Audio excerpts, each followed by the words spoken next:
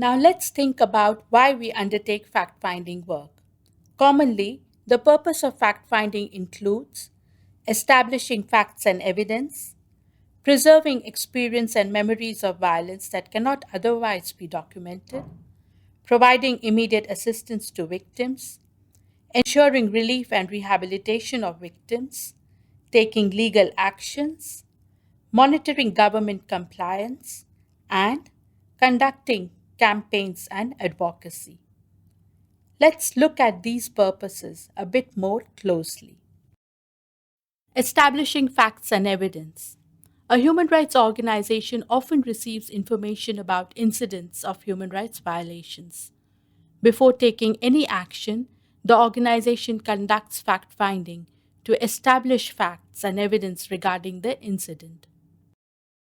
Preserving experience and memories of violence. Collection of information and the systematic documentation helps to preserve experience and memories of violence. This is important in instances where a country or a region has undergone a period of severe repression. In such situations, information collection helps to establish the truth about the magnitude of violations committed during the period. It may also serve an immediate purpose of keeping a record of violations, such as numbers and details of persons who were disappeared or killed, child soldiers, or those who were victims of gender based violence, and so on.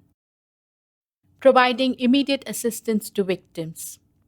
In instances such as arrests, detention, disappearances, torture, and similar situations, the victims or the relatives may approach human rights workers for immediate assistance. Assistance required may be of different kinds.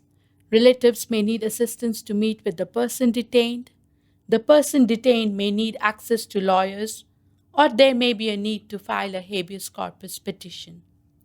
In all such cases, the establishment and verification of facts around the allegation or complaint is of vital importance in providing immediate assistance to victims. Ensuring relief and rehabilitation of victims. Victims may also need other forms of assistance, such as medical assistance, material assistance, psychosocial therapy, and so on. Information collected by human rights organizations help in identifying the kind of assistance required and in providing it. Taking legal actions. In some cases, there may be the need to seek redress through legal actions at the national level, such as to defend the rights of the victim. An example is when a victim of human trafficking is sought to be deported for violation of the immigration laws. Another example is when action needs to be taken against perpetrators, such as when people participating in a protest are injured or killed because of excessive police action. Action may also be taken at the regional and international level by filing complaints before the existing human rights mechanisms.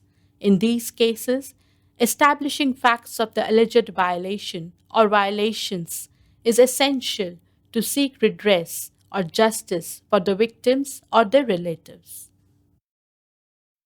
Monitoring government compliance. Collecting information is important to monitor whether a government is complying with its own laws and its obligations under the international treaties. It also assists in analyzing whether the laws and policies are consistent with international standards or not. Conducting campaigns and advocacy.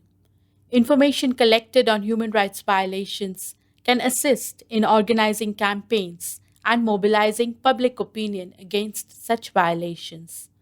It can also be used for advocacy with decision makers.